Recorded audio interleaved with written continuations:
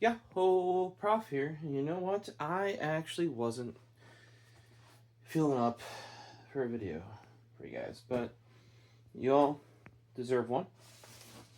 And I've actually been charging up my phone on and off all day to keep it charged up because there's a lot to do.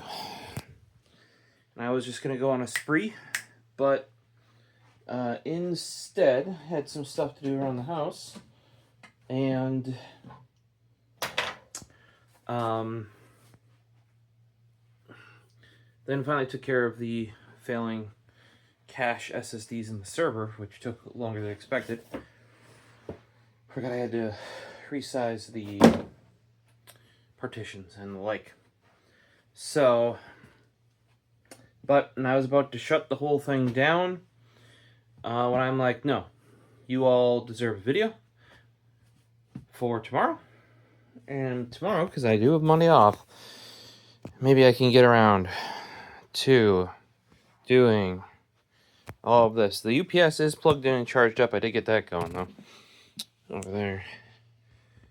So, I can actually power the router properly and get it set up and going. Here's something I didn't know was going to show up today. Happy it did. It's been a while since we've had a new keyboard around here. At least for me.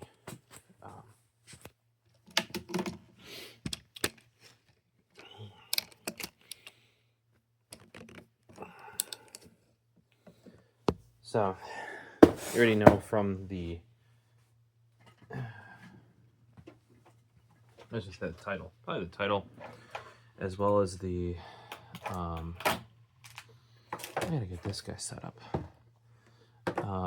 As well as the thumbnail, what this video is about. I did go and raid the stash so that we have the proper comparison mice. And yes, some of those are not the most current models, but they are the same shape. Which, hopefully I've forced into all of you that shape is king.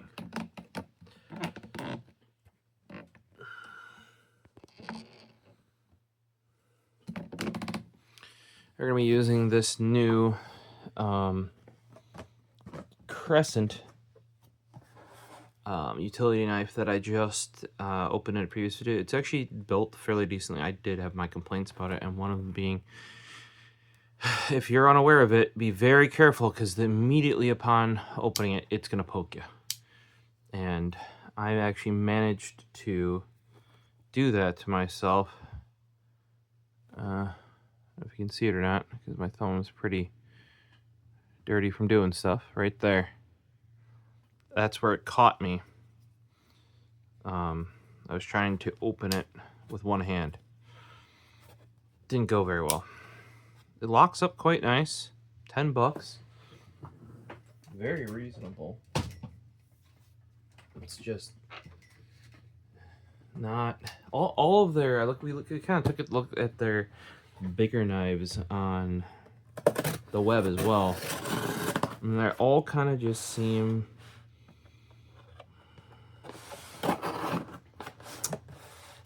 like not baked enough, you know? A little bit more thought would have gone a long way.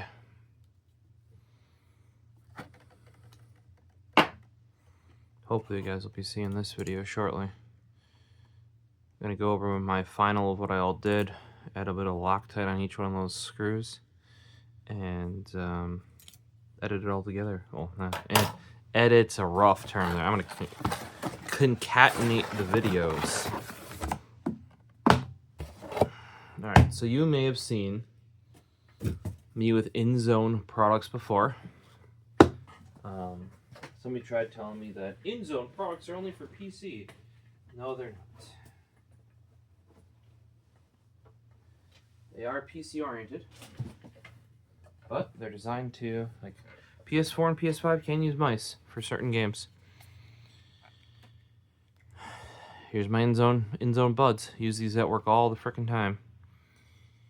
Not as much as my mod mic, because I prefer to use over-the-ear headphones, but if I'm in a conference room or we have these little like meeting pods, there you go. We got PS5 and mobile on one side and PC on the other. Basically, what this ends up doing is this side, that's 2-channel, where it's expected to do the spatial surround on device, like the PS5. If it's detected as a compatible pair of headphones, it will do the spatial surround on the PS5 and then output it as stereo to your earbuds. Whereas on PC, this can actually show up as a 5.1 channel surround device, like old school creative surround would. Then take in the surround and I think it would be downsample it from 6 channels, 5.1, to 2 channels to get true space, instead of trying to upscale like 2-channel to 6, right? That's what a lot of these Dolby and DTS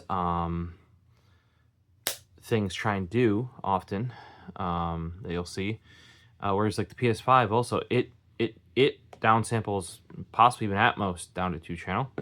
In this case, these downsample 6-channel to 2-channel. So you're taking surround and making it into spatial binaural stereo. Really cool, but very much compatible with not just PC, literally on the dongle. So now, where are you primarily going to use a PC gaming or a gaming mouse, right?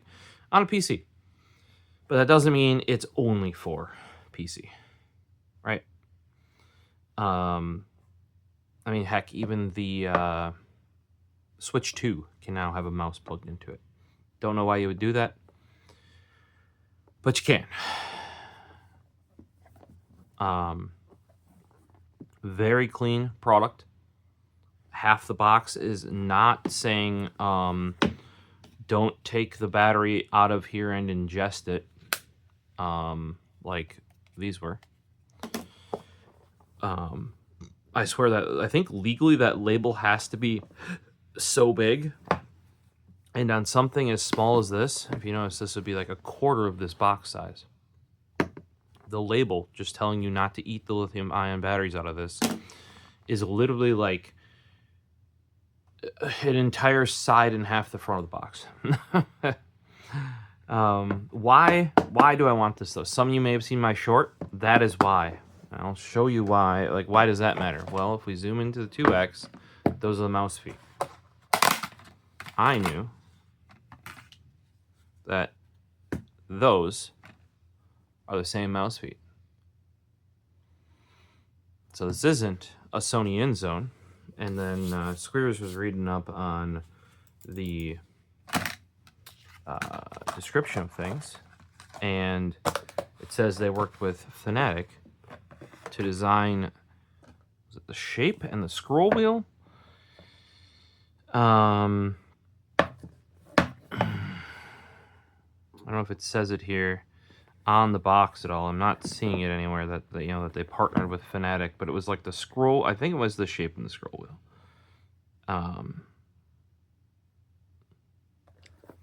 Which to me makes this the Bolt V2, right? Fnatic Bolt.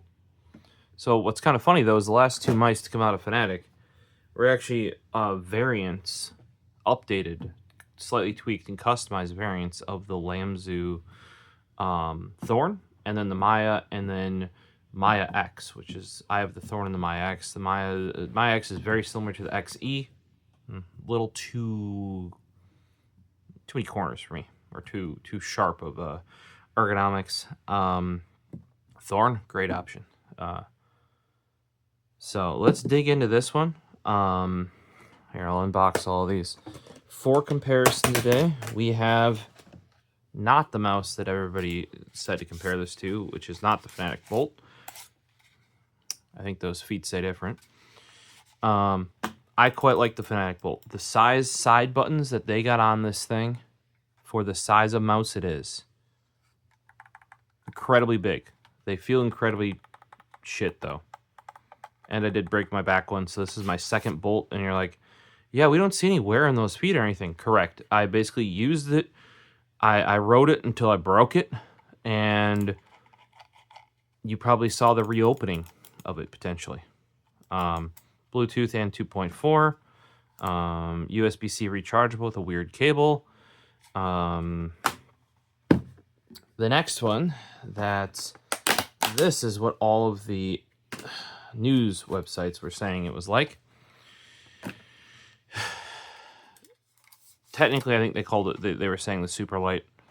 I don't have a black Superlight, and because I wanted to keep visuals the same, like as in, like just because it's a different color, it doesn't look a different shape, I went and grabbed my G Pro wireless. I find it funny. To me, it made sense originally, okay? Calling this the G Pro made no sense because it's the G Pro wireless, or later GPW for short. Because the G Pro is actually just the wired, like their wired updated take on the G1, the G3, you know, and later on the 305 is that shape, the 203, the 103 is that shape, right? So the only thing that this shares with the original G Pro is the name, G Pro. So when it went to being the Superlight, when they lightened it up, I think that made more sense because that's what do you want to say, like it had, instead of just borrowing something else's name and adding wireless at the end and making a completely fucking different mouse, which if you're gonna share the name, it should be the same shape, if you ask me. The Superlight made sense, right? They made the Superlight 2. Okay, we're still making sense because it's the Superlight but revised. You know, even lighter, better in some ways, right? And then they made the Superlight Dex, so now the Superlight's a line. Except one's called the Superlight and the other one is called the Superlight Dex. Despite having no similarities, they're basically just cashing in that it is called the Superlight. But this is the mouse that a lot of the news websites are saying it's similar to. Well, I guess maybe not this one, the Superlight. Or Superlight 2. Ergonomically, they're the same.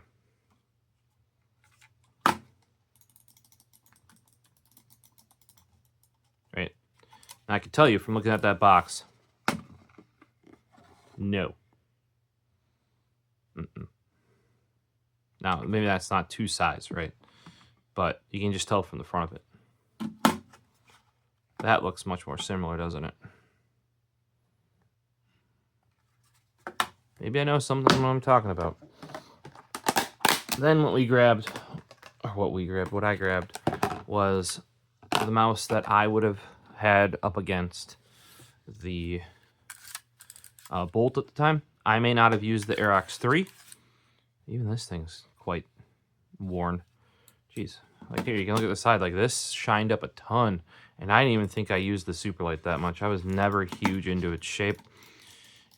I'm always surprised at how much ergonomics it has. If you look at just the little dips in the fingers, the little dip here, they managed to get just these little tweaks and touches that it looks like generic shape. But then once you get your hand in, you're like, oh, they managed to kind of like dip it in and kind of fit it in like the right spot. We're not gonna, like I said, we're not gonna use this one for like, oh, the button feel comparison and yada yada yada. Maybe I should go up and get the Superlight 2. I also do have a newer version of the Aerox 3. You're like, oh, since when did the Aerox 3 have these square feet? Yep, this is actually the updated one, and I have installed the better PTFE feet. And this is the silent revision of the Aerox 3, where they fixed some of the side buttons and some of the other things. There's a whole video that we have on that. But this is what I would have put up against the Fnatic Bolt. I may have at the time done the Rival 3. Same mouse, just without the holes. Also runs on batteries instead of rechargeable. Same shape though, because that's what I actually used to daily as my work mouse. It's still in my work bag as my go-to if I need it because it has Bluetooth.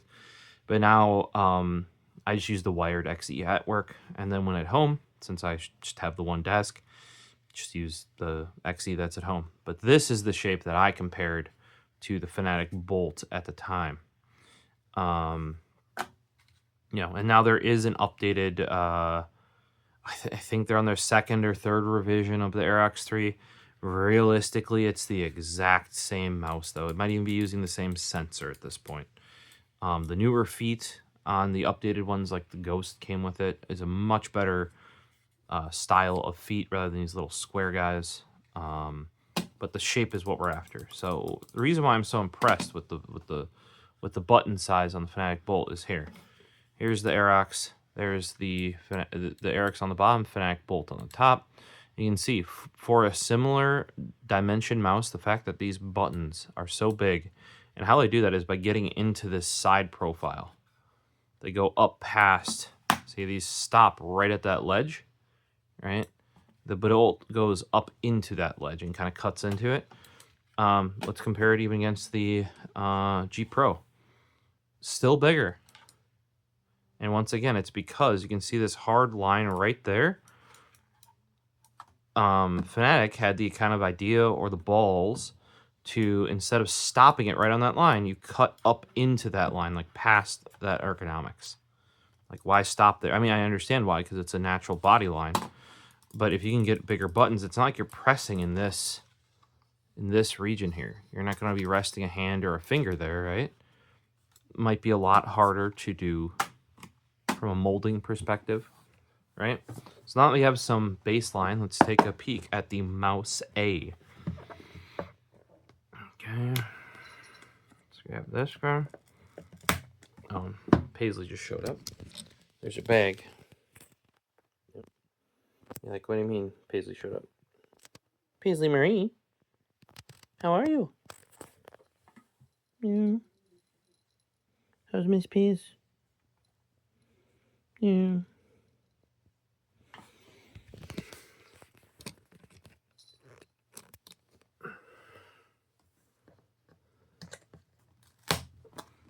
We should go over the back here. 48.4 grams. If you see anybody measuring that in one of these review videos, question, and they go down to the point grams, Sony can, probably.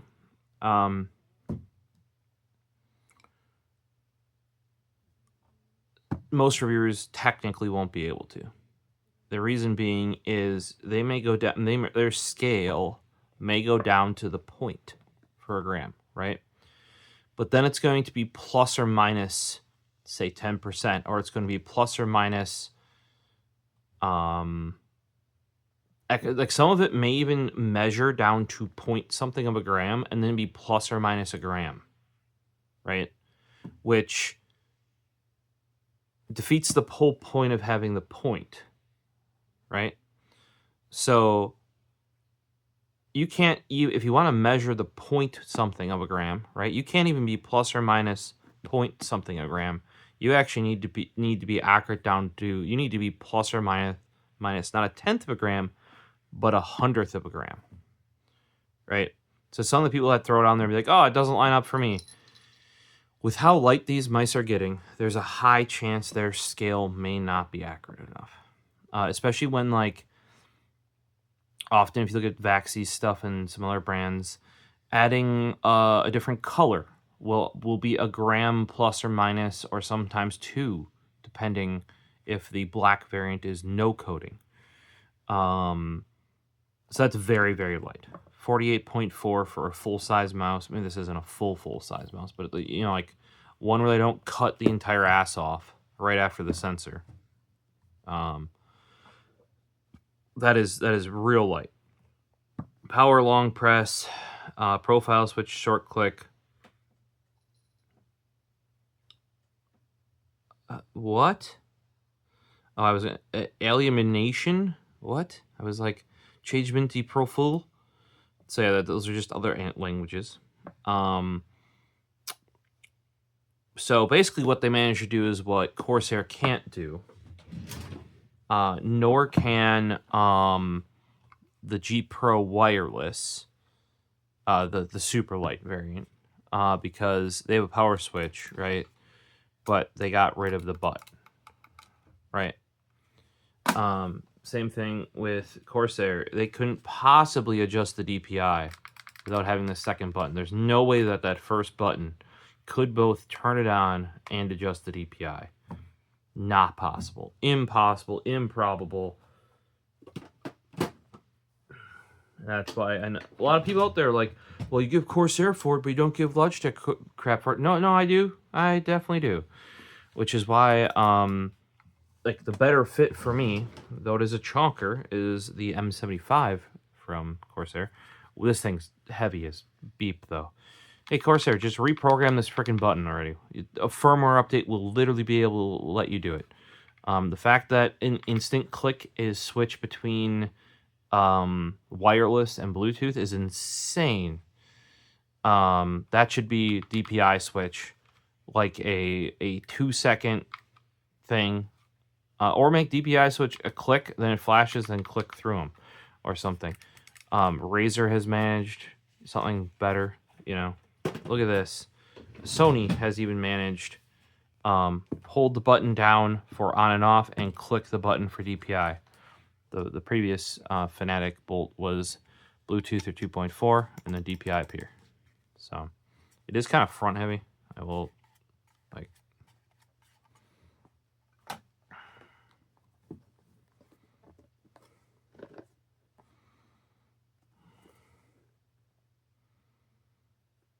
USB-C cable. Oh, yeah, we didn't finish here. 1000 hertz wired, 8000 hertz wireless. You're not going to use it wired. Charge it. 30,000 DPI max. Oh, I'm definitely going to use it that way. No, just set it at 400, 800, 1600, 3200 max. Oh, yeah. Oof, nice and clean looking. Oh, that matte black. They did such a good job at the finish. Okay, the side buttons are more G Pro-esque. You can see that. But, I mean, like, those side buttons aren't too far off of... I'm gonna wake up my computer. No, it's off. Okay. Yeah, this is my XE2. No, sorry, I don't have one of these in black. I always get them in whatever color's the new color, or at least I try to. Yep, that is a little sticky label. That's not plastic. Like, plastic? Not plastic. So that's like a sticker. And I know exactly who they got that from. Gotta remember, Fnatic is the ones that designed this. Their most recent mice have actually been made by Lamzu. Lamzu has the whole bottom of the mouse actually cut open. And then what they do is they ship you this clear plastic film that kind of looks like a screen protector a little bit that you can put over all the holes on the bottom if you don't want holes in the bottom of your mouse.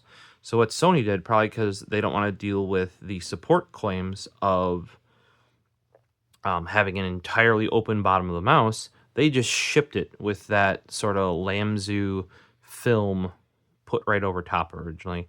But they could have easily made this whole thing black because these clear parts are part of that film. They could have just blacked the whole thing out, but to kind of give you some honeycomb vibes to make sure that you, because people have basically associated this honeycomb vibe with lightweight, especially the people that aren't as, like I remember this guy, XEV2, is lighter than this. The XEV2, in fact, is lighter than the XE Small now, right? And there are people out there that complain that this isn't light enough. You guys are crazy. But it's kind of cool that Fnatic took their influence from, or what they learned from Lamzu, and kind of applied it here. So that, because the frame structure on this, you can see pieces going out here, here, here, here, probably like that. So it's very Lamzu-esque. I don't have one of the, either my Fnatic variant of the Thorn or the Maya down here at the moment. But trust me, very similar. Or go back and watch some of those videos. This is a play on that sort of thing, and it very much feels like squeaky, a little bit of give in it.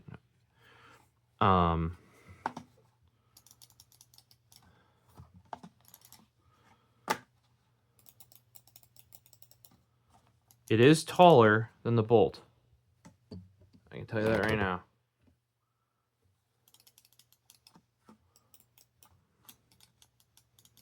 The ass is taller. I'm quite liking this.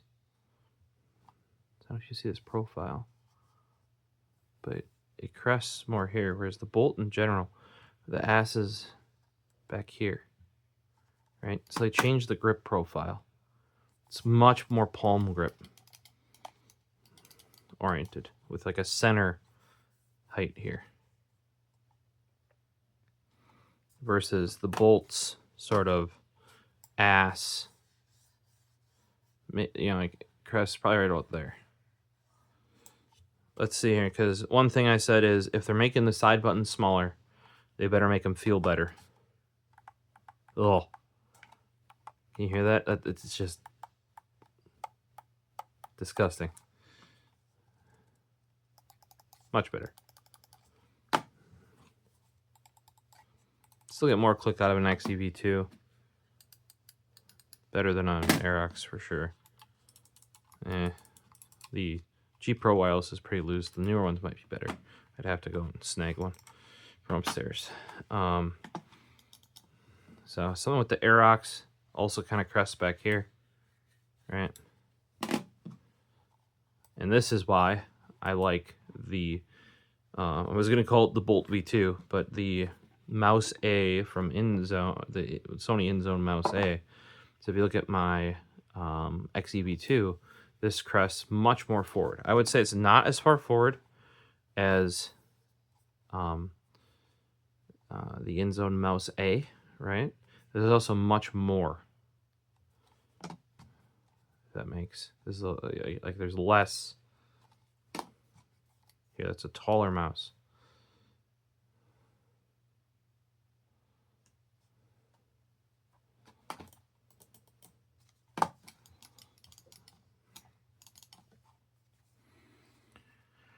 This is feeling like sort of like a shorter Rival 106 to me.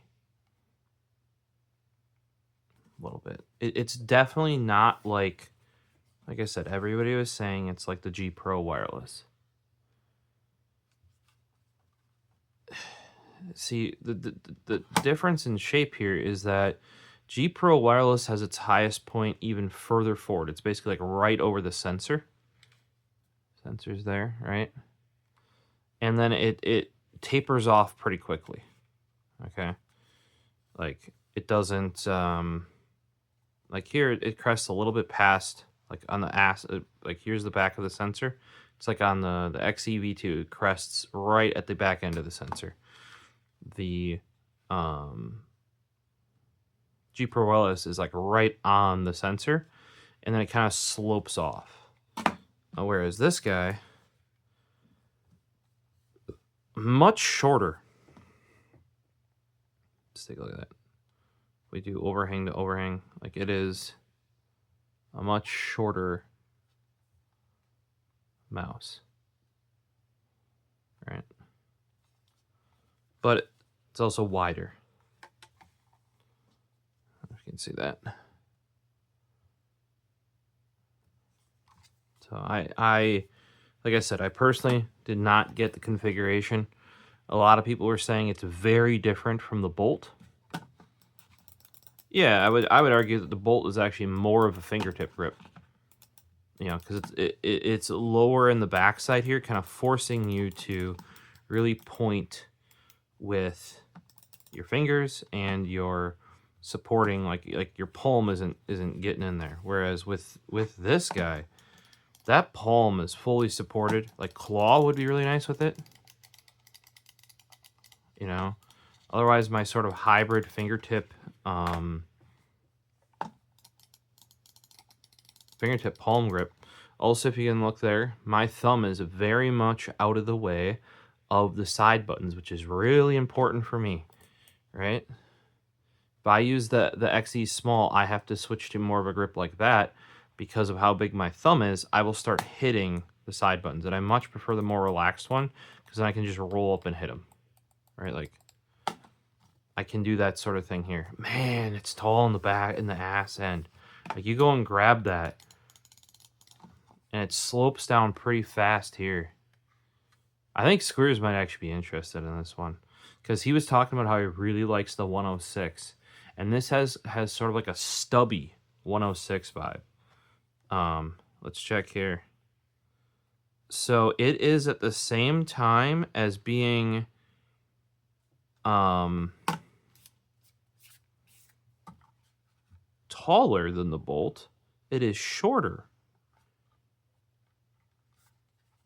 All right, so if we line up the front feet, the ass end is longer on the Bolt, but it is much, much taller.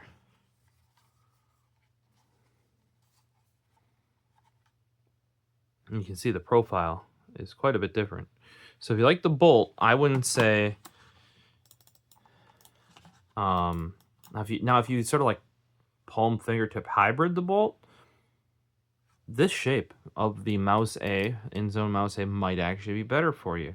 But if you strictly fingertip grip the Bolt, the lower front is kind of I shouldn't say requirement for fingertip grip, but is very beneficial. You know, similar thing to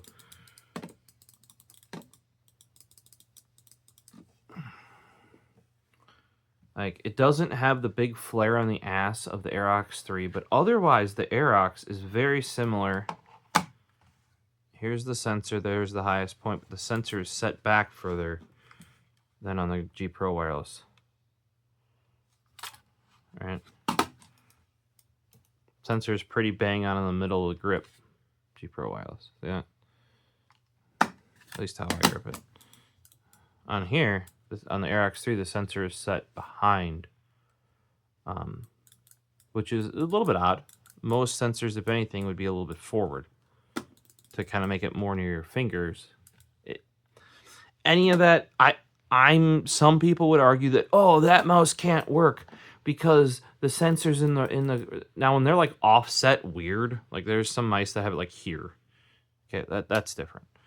But as long as it's like in the middle of the mouse, and it's not drastically, like it's not way out there, it's not way back there, you're gonna adapt to it within time, right? Here, you can see that this, oh, it's got some shmoo on it, that this is set back just a hair behind where I would grip it, right?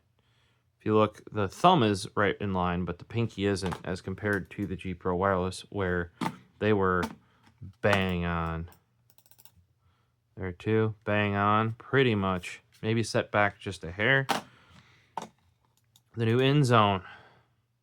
Yep, I would say set back actually a little bit more for my grip than the other competition. Not as much as the Aerox, right? But it's definitely a unique shape, I'm gonna say. I'll admit, I don't tend to follow, like, I have the Fnatic Lamzu collab mice, which is, you know, the Thorn and the Maya X. I don't have all of other Lamzu's other mice. I buy all of my mice, for those wondering. I bought this one from Best Buy. I had a $30 coupon from buying my Switch, so I used that to get some money off here because I am truly interested in this mouse. I liked what Fnatic did with their Bolt, and that's why I'm kind of a bummer that they keep just rebranding Lamzu mice. Not that they're not good mice, it's just, you know, the Fnatic line comes from Funk, who had very unique products, right? Quality products. So it's always interesting to get, you know, something from a kind of classic brand. I will say this scroll seems pretty unique to me. I don't know if we can get it to focus, but There's like barely anything there. And it's like very hard material. Like very grippy. Very textured plastic, you know, because Vaxie's going with this sort of like clear hard plastic. Everybody's like, oh, it looks like an RGB scroll. I mean, yes, it kind of does, but what they're going for is their older ones had more rubber on them, and the rubber deforms after a while. There have also been other brands though that use this sort of plastic, and then the rubber will slip over the plastic. So I feel like that's where something like this would come in, where like they just textured enough. Doesn't have much any give then though. Like the rubber would have a little bit of give. It's also very grippy.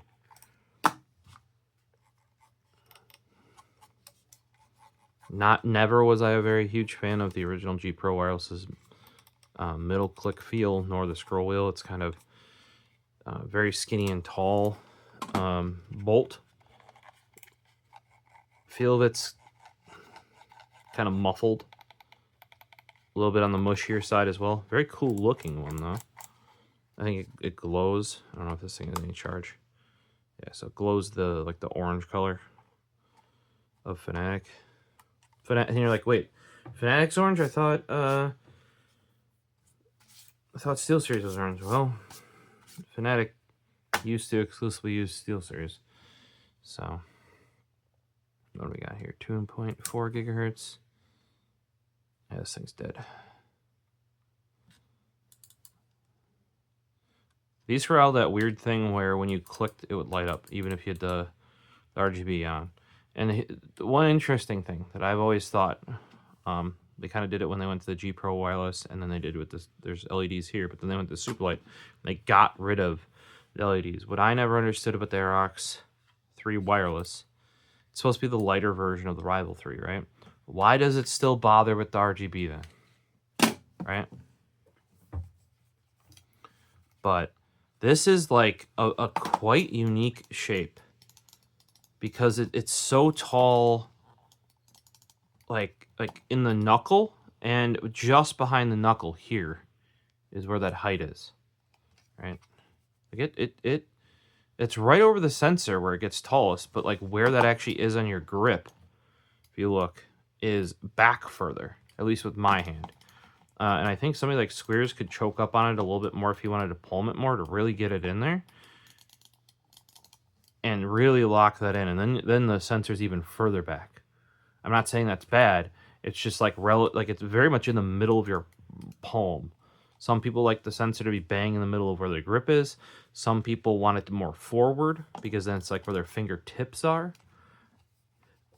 Horse a piece. I think, especially after like 2 weeks of use, it's not going to matter. You'll have, or at least if you video gamed on PC for a while, you'll adapt to it, kind of like a keyboard. You know, very unique shape. I'm trying to think like because the Rival 106 gets its butt more further in the back, does flare out, not as substantially as the Rival 3 does like this. I'm thinking there are some of these like more, not Lamzu. See, I don't follow the like I want to call them Lamzu-esque, but the sort of well, I'd say I don't follow them, and then I have Vaxie here. Vaxie's probably the only sort of boutique, maybe not boutique brand is the right term, but sort of like niche community oriented. I think there's like Endgame gear. There's a bunch of these like smaller outfits. I follow Vaxie because guy that started it was like one of the main technical designers and product designers from Zoe for many years. And I think they make a quality product. I also like that they backport all of their stuff from their, like if they come up with a newer mouse and they can possibly put it in their older one, they will. So I appreciate that. You know what I mean? And they're trying different things like these multi-layered feet, which like we're like going, they're not afraid to look back to look forward as well. you know. And all their stuff is just quality. They have certain design ideals, like they're like, it must run this amount of time. Yes, you might want a less of a weight mouse, but we are not willing to compromise on that. Just make it lighter for the specs, because realistically, beyond a certain point, I don't think it matters. And they'd rather have a mouse that lasts for a reasonable amount of time than just stick a little tiny baby battery in there just to get it, you know. Like, think about this. This mouse from Sony, they're marketing it with a point, because we're getting so low on mouse weights that they have to go 48.4 grams, because, you know, 48 grams or 49 grams wouldn't be enough, you know. And they probably went the 0.4 because then it's just under having to round up from, you know, because it was 48.5, you'd round it up to 49, right? That way they can be like, oh, they put 48 in the title, and that pops up better in the searches online. I wouldn't be surprised if that's the case. That's like how EVGA tested their graphics card, and just putting gaming in the model name, so that is on everything. Just putting that lent to like 30% or more sales. It was at least 30%. I forget what their number was, but so yeah, just making sure gaming was in the title of the graphics card, like the model name, so it was posted everywhere. So then every brand started doing that once they figured that out, which is insane. Because, like, what else would you use a graphics card for? You know, I mean, not like what I know what else, but like the average consumer isn't buying a Quadro, which doesn't even exist anymore. NVIDIA are dumb for changing that name. You know, but whatever. Ranting aside, this to me is a fairly unique shape, because it's very short. It is shorter than the old Bolt. It is shorter than the XE considerably. It is shorter than a G Pro wireless, GPW.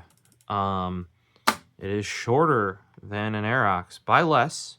I would say, of the ones I currently have out here, if you were able to remove the kind of flared butt on the Aerox, it would be the closest to the Mouse A, the Inzone mouse. God, this thing is so light. There's like fucking nothing here.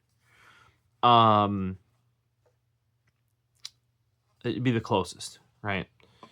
Still, the height is back here, right? Like right about there. Whereas on the Mouse A on my grip, it is here or even here on the grip, like where my finger is. It is also wider considerably. It's giving me a little bit of Thorn vibes, but the Thorn is like more hand-filling. Like it's even more to it. What else do I have down here? I got a Viper. All right, this is the Viper V3 Pro. I just saw a green version of these at like Gamescom or something from Razer. That'd be interesting if they actually produce it. This is way bigger, because the Viper is basically an ambidextrous Death Header V3. They took the right half and mirrored it, in my opinion. Oh, this mouse feels great. Also, in my opinion. Kind of in the same vibes as the Aerox without the flare. Little bit further back, but because it's very Death Header stylized, you know. Much shorter than that. What else do we have in here? We've got ourselves. This is right-hand ambi. This is the Death Header V3 Hyperspeed. Completely different. Bumps kind of forward here. Also right-handed, right? Well, here's my XE non-V2. Yeah, that's going to be the exact same. It's still crazy how much lighter the V2 is than the original. I think this is, what was these, 70 grams or something, or 68. Fully viable, if you ask me. Here's an older style of scroll. See, it's just a lot more rubber on that. And my wired version of this, eventually, especially because I use middle click a lot for reloads or just for scrolling and other things, I tend to wear the middle click out. In this case, I didn't wear the switch out. I actually wore the rubber out, so by squishing down, it would actually deform the rubber, and then you'd scroll and it would actually get caught on things internally. is my best guess. It actually went back to them, even though it was out of warranty, and they fulfilled. I got a discount on a newer one. So here's a E1, which is updated version of the EC2 shape. Nothing like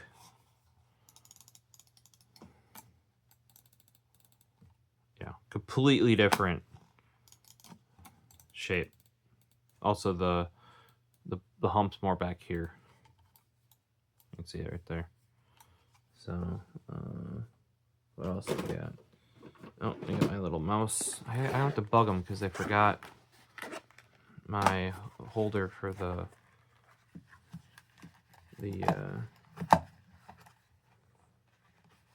my V2. This guy. This is mouse case for the MP01. Yeah, this is completely different. It's flat as a pancake by comparison. The height's way back here, or the highest point is way back there, and it's flat as a. It's flatter than a Bolt. I actually don't mind this shape, even though it's smaller. The screws, I was like, how the heck do you hold on to it? Specifically that flare right there. I lock my thumb in back here, and lock my fingers in this little swoop over here. And surprisingly, second to the XZ, I would take this guy. XEV2 or XES, very similar size to the NP01S. But it doesn't have those little ergonomic pieces to it, and too small. My hand, I can actually play with it, but my hand cramps up. So to each their own, you know.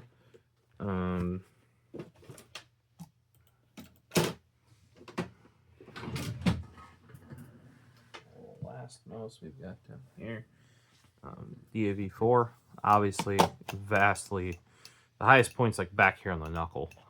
It actually tips my hand. They have raised it so much on the DAV4, and they've put it back so far that it actually I use it all the time. It's super lightweight too, but I would say it actually tilts my hand too far. Maybe I've just gotten far too used to these kind of ergo ambi mice, I call them, where they're like ergo. Oh, it actually feels really good. We're gonna have to give this a shot. Oh well, this thing's wanting to connect. I don't think the USB dongle's plugged in. If I turn her off, then.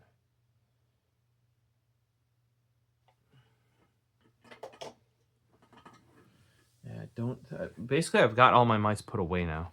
That's why I had to bring these 3 down for comparison. But this is maybe you guys can kind of reach out and let me know what you think is a comparable shape to this. But it's rather short. Like, look at that. I can hold that in my middle to forefinger. I don't know that I can do that with that. Barely. You can see it's a stretch, you know. So it's not supporting my palm like the XE actually does. Like this bottom part of my palm here still gets supported.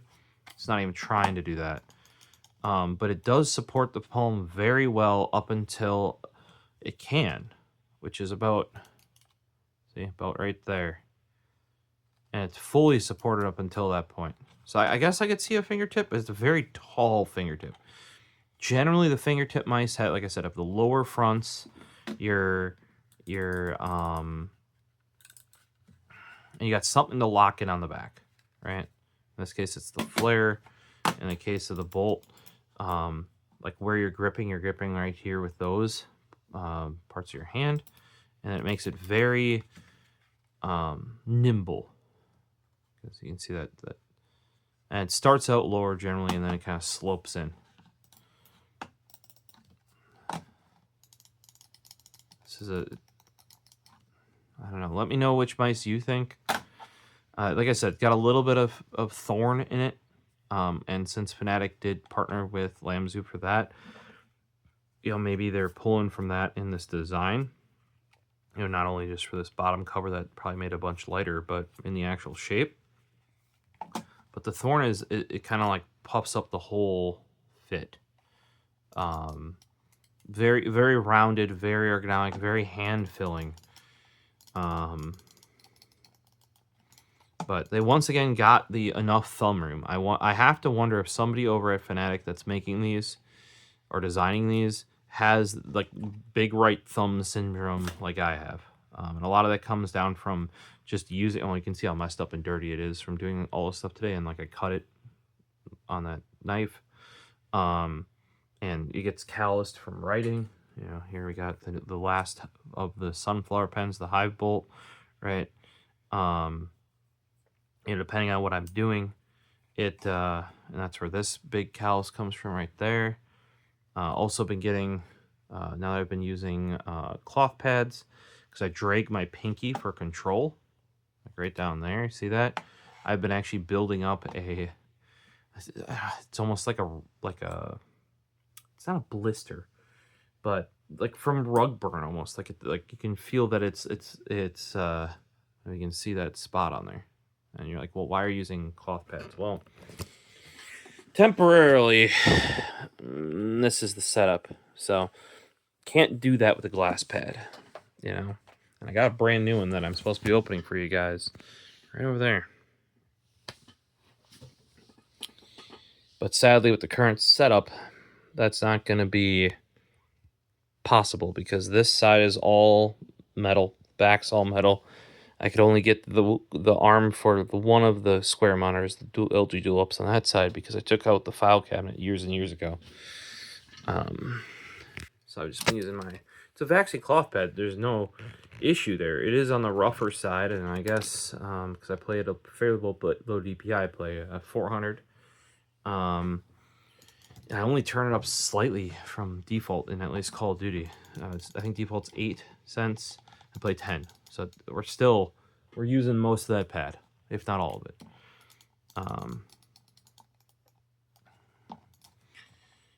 The height might be a little tricky for me. It's very comfortable. We would have to see an actual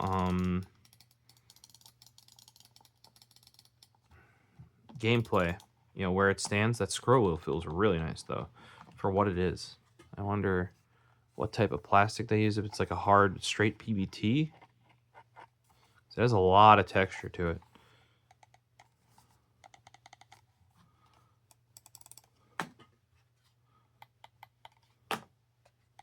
That sounds like the same switch. That's got to be the same. These sound way better. I feel way better. Clicks are muscleless, hollow. You can see from the material. It's much thicker plastic on the Bolt than here. They kept them really thin. Let's check the pre and post travel, I guess. Come on.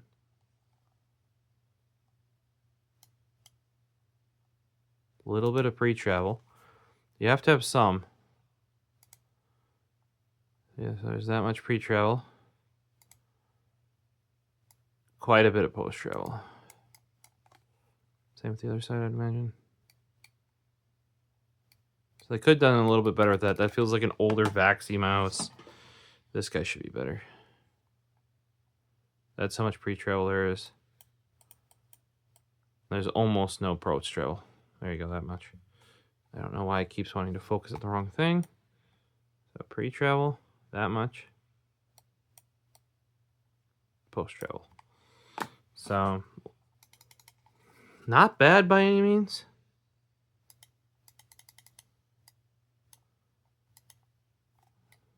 There's actually probably less pre-travel. Yeah, then, because the Vaxi is very, like, they purposely have like a bit of a gap in there, and they're doing that because everybody wants their 0 millisecond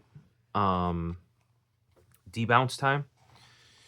And if you actually do 0 millisecond, like what Rockhat did, you will get double clicks and misclicks and that sort of stuff. Also, if you don't allow some pre-travel in it, you'll get it just from that. So they explain that in a lot of, even if you watch Vaxi's videos and then apply that to other mouse brands, they have very good like data and feedback and talking points and ideas behind their design, like that sort of stuff. But then post travel, there's only that little bit there. Vastly improved from where the Bolt was at, if you ask me. So this guy's got, some, I don't know why it keeps wanting to focus on the background. you know, there's your pre-travel. Like, to be truthful, the pre-travel feels less than the thickness of this plastic they're using as the main click, which is kind of crazy. Like, it feels like there's more gap on the front of there than is needed, and some of that might be taken up just by how thick this. Like here, you can see how thick that click is. See it?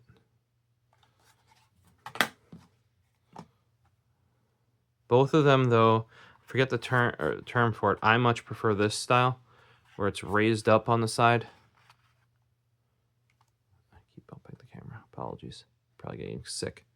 See how it's raised up, and then that comes out there, right?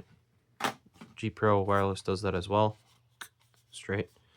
I much prefer that. I think it's a safer design. Vaxi does it. They do leave a little bit of overhang for travel to switch, though. You can see it protrudes a little bit there, right? But that basically makes it so that this finger can't impede that click, which I can do. You know, here you go. Rival 3 managed to do that as well. Do I have any where I can make that impede? I don't think I do, because I wouldn't be using my favorite here. Even here on the E1, see, that does overhang a little bit, but it doesn't go down into the side. So that's kind of what they're doing here, is they don't have as much of this like clear cut, like it's like straight cut and then the clicks go. It does kind of taper off, but where it's tapering off is so far forward that I don't see any of you having trouble. I know I don't. There you go. Like, you would have to be like, your finger would have to be there to have trouble, and ain't nobody putting their finger there. You know, similar to the E1, where you would have to have your finger basically on top of that corner to have an issue. You know, and maybe because this is also a taller mouse, they can pull this back from the side a little bit, whereas on the XE, they have to have it going, you know, straight and all the way out to the front. So, you know, it could be like the angle of your right finger there that lines up with that. Because it's a taller backed mouse, it slides back that way instead of being flatter and more forward. If that, like, as in, like, mouses, your hands canted back this way more, which means this line needs to go out further. Whereas when you're taller mouse, your hand is more vertical up and down, so it can't go as far. If that makes any sense whatsoever. This is not a shape. I'm gonna say that this is a particular one. It's stinking lightweight. It's a combo of Fnatic, who knows what they're doing, with looks like some tech that they've gotten from Lamzu, or learned from working with Lamzu. Very square USB-C there. It's just, if you like a G Pro wireless, don't get this. This is a much flatter on a G Pro. I can tell you. I put my hand on it. Your hand goes splat and then splays out, sort of. That's at least how I feel it. You can also grip it up further, but then a lot of the ergonomics go away if you look there, because even the G Pro wireless has this flare on the butt a little bit. So if you kind of put your thing here, your hand kind of goes splat and splays out. This one, it's a much taller mouse that, you know, like they say this is egg shape. It's not the classic Logitech egg shape, but it's very rounded going this way, right? Actually, it's rounded, kind of going every direction. Whereas this mouse is very flat. It's like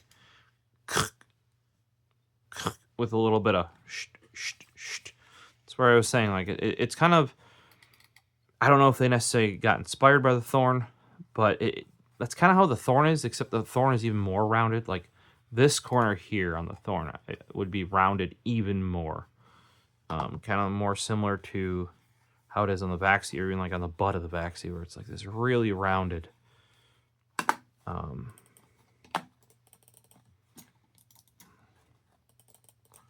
Yeah, like something about, like, I would much rather take this guy over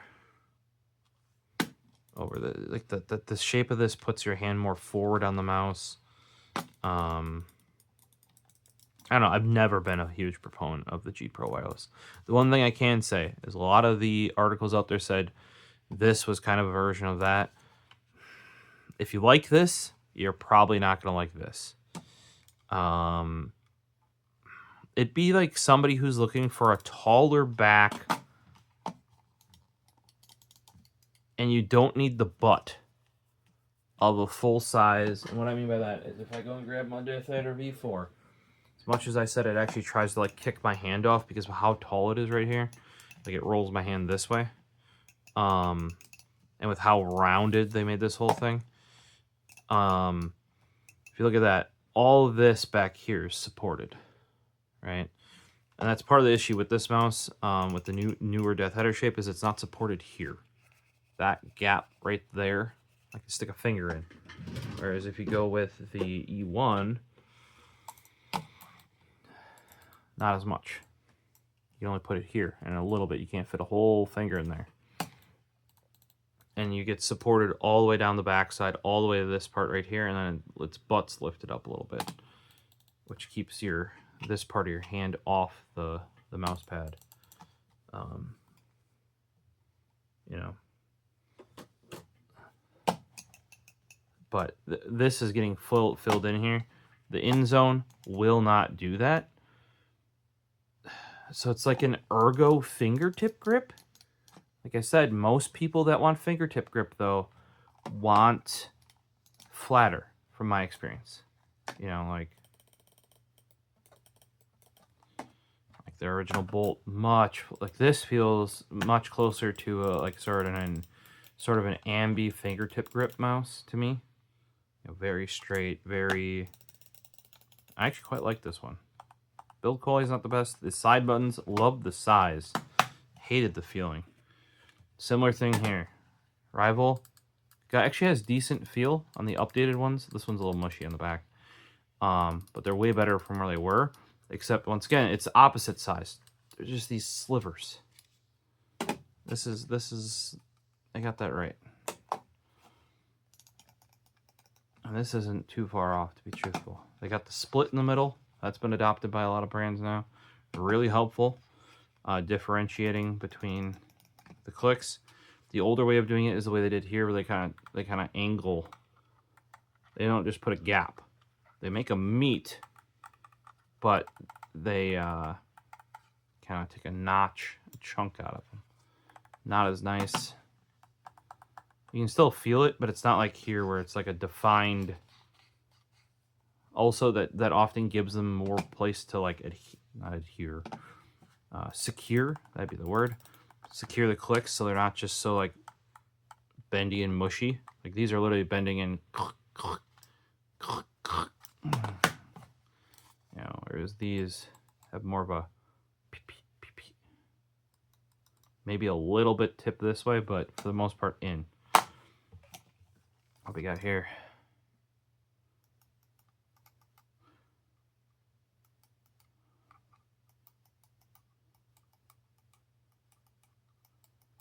A little bit mushy towards the middle, like that, but also mushy towards the back. So the side buttons could be more stable, because if you hit them towards the edges, they basically just tilt in the direction. So the switch must be bang in the middle. So they could be more stable.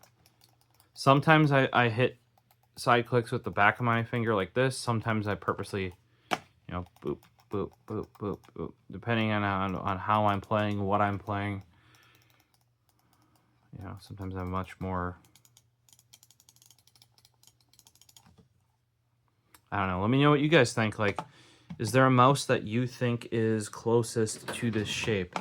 It is more significantly different than the Bolt that I was imagining, but I was correct in that it is nothing like a G Pro wireless.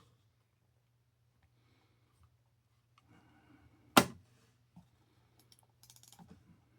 should probably take a look at what else is in the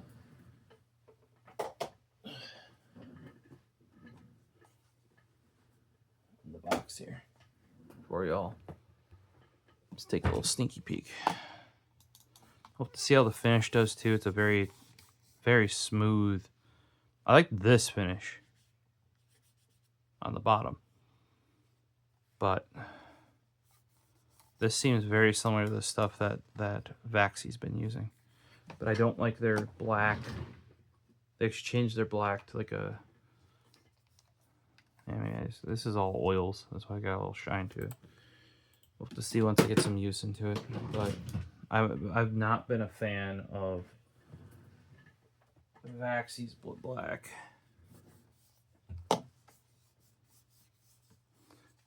Very similar to the new Razer White as well. That's what I was thinking. The Razer Black, which I'm not a huge. Got one right here. Not a huge fan of this. The fact that the Hyperspeed is only available in the black variant. This thing gets slick for me.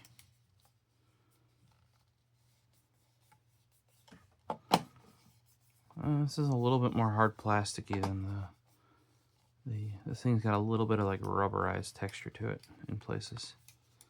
However, that gets really greasy if you can tell it by like where my fingertips are. I mean, I just, especially once I get in the kind of like zone, my hands just become sweating like crazy. Like I was putting up lights in the ceiling, and when you put up like lighting fixtures, it's a pain in the ass because you have to get like, it's not put up into the ceiling yet, so you're like basically holding on to it by the wires. Well, my hands were sweating to the point where the wires were slipping out just from the weight of the light pulling them out of my hand. So I had to put some gloves on so I could actually grip things. You know, like, so they're both like dry right now, right? And then they get sweaty as all get out when I actually like do effort, basically. And then my sweat is like acidic too. It'll take off finishes on mice, especially the old school soft touch coating. Yeah, it's just like a nice cover for the mouse there. Oh, we have our Inzone dongle.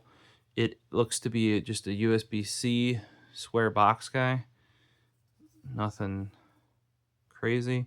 I really wish that these would work like the old dongles where you can just plug them in. But what they really don't want people to do, especially with the 8000 hertz, is to plug them in. Like, for example, a lot of people are just going to plug it in here.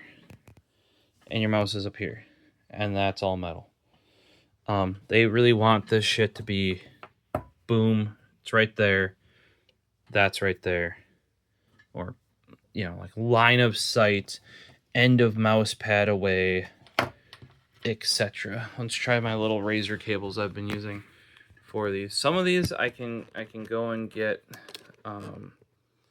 This is not even recessed really. You can grab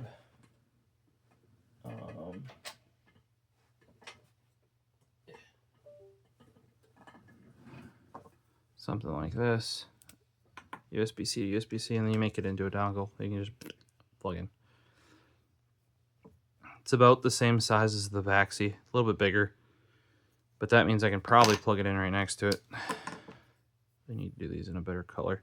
Oh, this one's not even marked. That's the XEP2. Can almost guarantee it. Let's find out.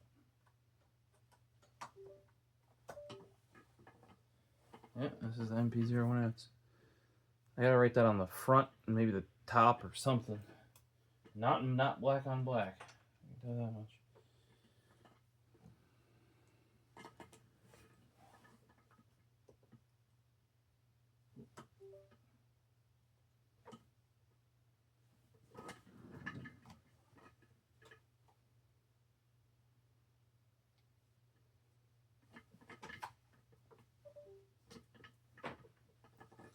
Alright, so the dongle lights up white. I was blinking until it paired up. You can see it. It's lit up there. It's a little bit fatter than the Vaxi. This guy was in there. It didn't have any sort of like bend or deflection. It'll be fine though. You know, worst case too, you've got this A to C here. That would also work because the USB-C isn't recessed like it is on the Razer one, where you have to effectively use a cable. If you're like me and you might not have a hub, but if you swap mice or run multiple mice, I already had either I use a hub on my desktop or on other systems. I already have like a USB extension that with like a dock where it's heavy and weighted.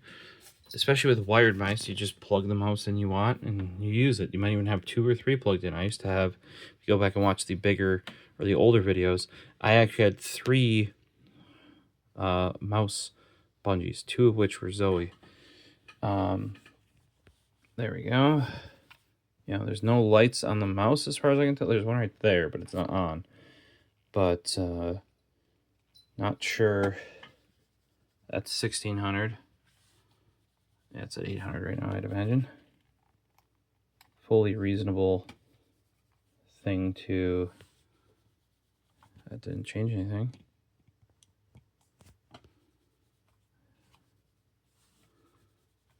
Okay. Not sure. Oh, there we go. There we go. The light's on the top, but the button's on the bottom. So right now, it only basically does 800. You have to probably program it. Here we can... It's a little bit tougher to go against the Basilisk, because this thing's like... the same weight as like an original G502. It's a brick. 120 something, I think, or 100. It's at least 115. All right. Boo, boo, boo, boo, boo. Yeah, that's pretty low. 800. I was banging. It's probably 800. Reasonable place. I game at 400. I could see how with certain games people would say 400 is not enough using default in-game senses. 800 is a nice medium where you maybe don't need a mouse pad that big, and this is the smaller of the Vaxi mouse pads I would like to iterate. The bigger Vaxi mouse pad I have would extend past the end of the desk, or to the end of the desk, or if not past. It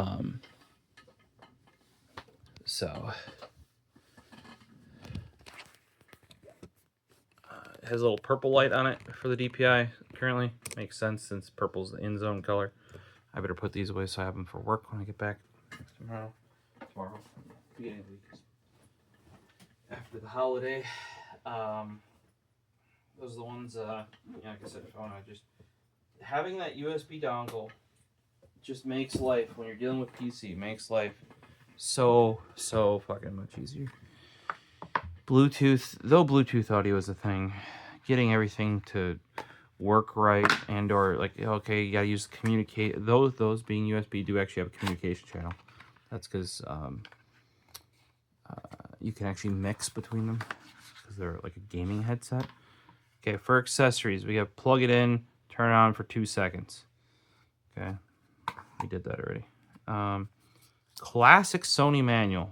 That's very Sony. That's actually the limited warranty. Wireless gaming mouse. Mouse A. Not very creative on the naming, but, whatever. We got some mouse feet. It's always nice to have another set of these, especially if you're like me and you're a hard pad gamer normally. You might see me as a... Squares has used mice for like 5 years, and you might see some wear on soft pads, especially with proper soft pads that are squishy. When you're a hard pad user, I would say 6 months at most, and you're gonna want to swap your feet. It's like tires on a car. It's like ink refills in a nice pen. There's a reason why the feet only cost like $4 to $6. At least when I'm buying the Vaxi ones. Get your Inzone sticker. You got your non-opaque one. You got your opaque one on the bottom. Looks like it's, if you put it on, it'd just have the white bits. Whereas this is their like purpley blue one. Purple tab on their cable. It's a nice cable. China right on there, probably because of tariffs. China.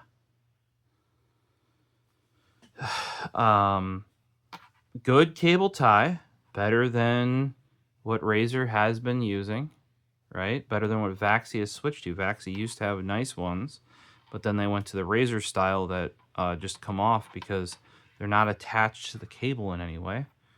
We just got some standard USB. Classic Sony logo. Look at that. Look at that. Nostalgia right there. Nice rubberized. Okay, they did a good job with this.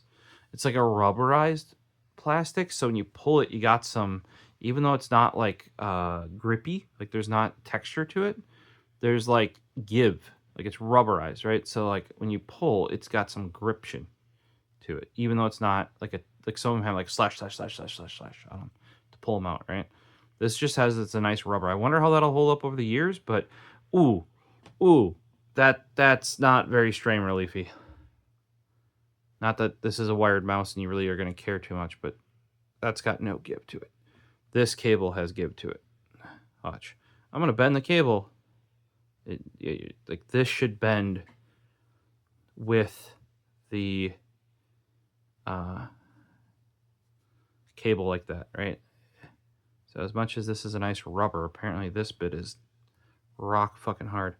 You can kind of tell that this is like a little bit cheaper of a, I don't know, it's got like this plasticky sheen to it instead of, normally it's got this nice, I don't know, there's something about it's like texture that makes it a little like seem less quality. Don't know why. This also has that nice rubberized feel to it, right? This also is completely inflexible. The cable seems fine. It is not bent in any way. A lot of the better brands will cock this up, sort of. Here. They would bend it so like this when it plugged in, it would be like this, so that it wouldn't be rubbing your mouse pad. Otherwise, basically all this weight is on the end of here, and you're like dragging that all around, and it's almost touching the pad, right? You did see that did fit in the Fnatic. Let's see, does it fit in the G Pro wireless? No, because it's a micro B. I forgot that one's that old. Should fit in the, yeah, it fits in the Rival 3 fine. It does look wider than standard to me. Just a little bit. Just a little bit. Let's see here, what do we got? We got our Vaxi X EV2. Yep. Remember how I said wider than standard? Vaxi uses Vasis spec holes. You're like, how do you know that? I don't know if I have a cable over here right now. But if you use a Vasis certified cable or a Google cable, which the early Google Pixel cables are, they'll fit. This doesn't. I've had a couple lately now that this way they're fine. They're actually a little bit thinner this way, but the width, they're just a little bit wider. And they don't fit the Vasis spec orifices.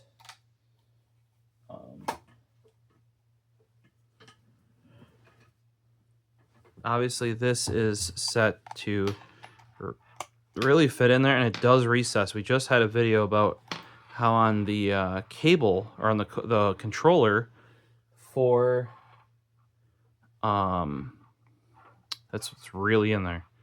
On the controller for the Hyperkin Duchess, which is the original Xbox controller in like a nice translucent green, how that should have really been recessed. This is how a recessed cable should be. That sucker ain't going nowhere. Look at that. Like it is not going nowhere. It doesn't even recess in all that far. Just enough to stop it from, here, look at that. Doesn't move. Now, the other issue, though, is this doesn't move either. So as soon as you're moving the cable, let's say you're here, and you're flexing it, all that is on this right there. It's going to be like an Apple cable and just break that. Yes, it might be braided. Not going to matter. You're going to break through the braid, and because all the tension is on the wires inside rather than the... doesn't matter that much. No, you're going to use it for charging. Oh, let's see here.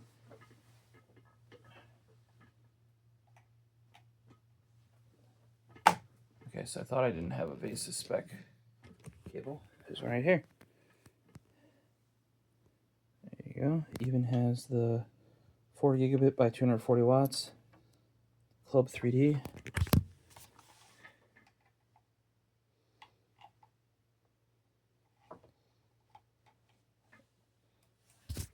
There you go.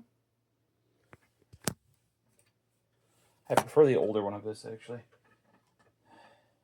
This is an updated design. And you can see fits fine in the Sony as well. So they were very close. Just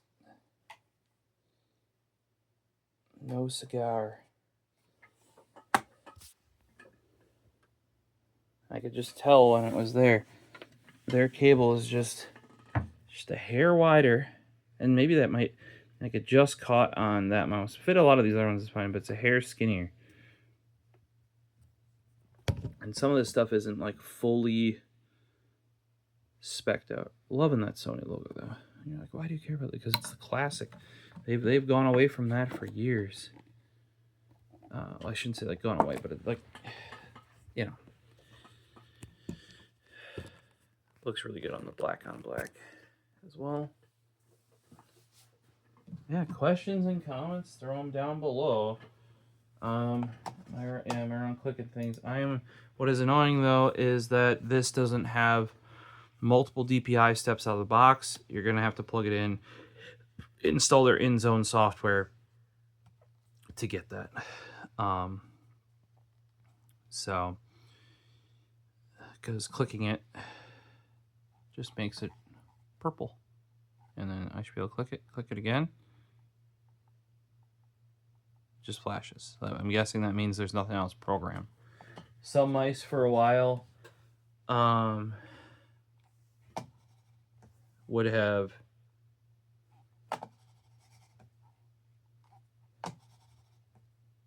I don't see it changing. I think the G Pro wireless might be one that did that, where like you click it to put it into DPI change mode and you click through.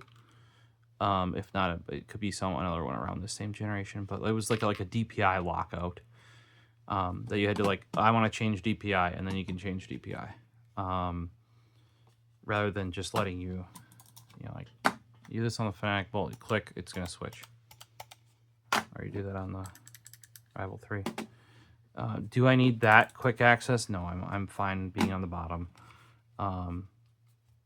because I basically use 1600 desktop, 400 games.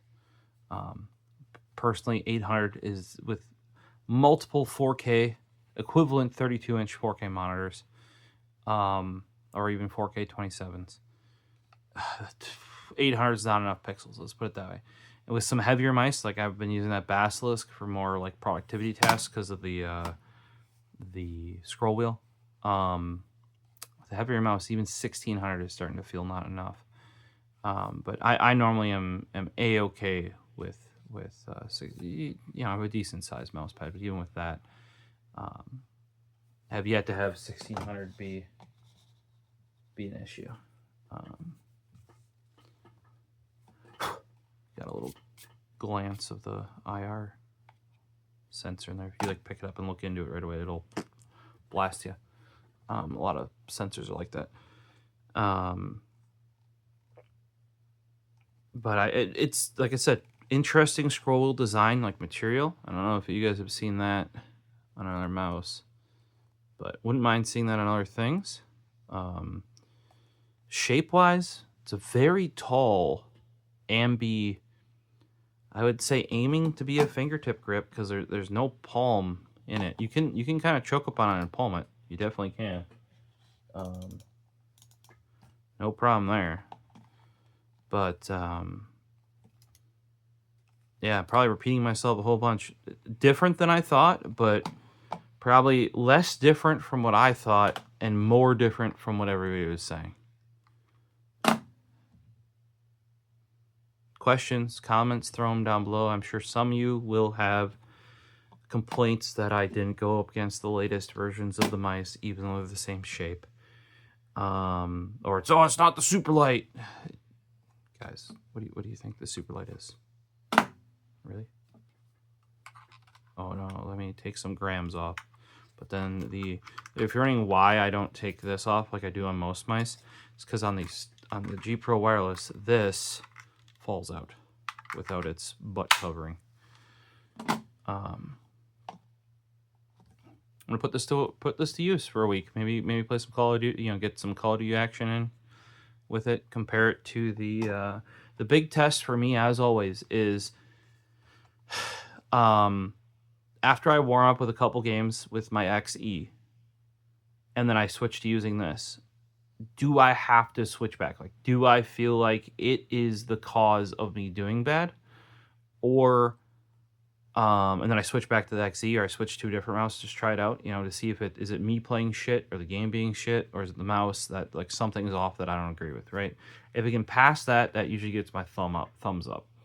The Thorn for quite a while, besides my XE, was like the first one that I could just grab and just be like, oh, okay, yeah, this is I dig this shape. I played an entire night after switching to it without even considering what mouse I was using, even though it's a right-hand ergo, and I normally play sort of ergo ambi, right? There's been other mice since then that have been like that. The new DAV4 has actually been quite good. Performance-wise on it, amazing. But like I can tell you, I tried playing one night with this chonker, and man, this is like 2 of these effectively, or dang nearly. And I didn't have that issue with the Air version of this, but obviously I had to play with the translucent clear Mac edition.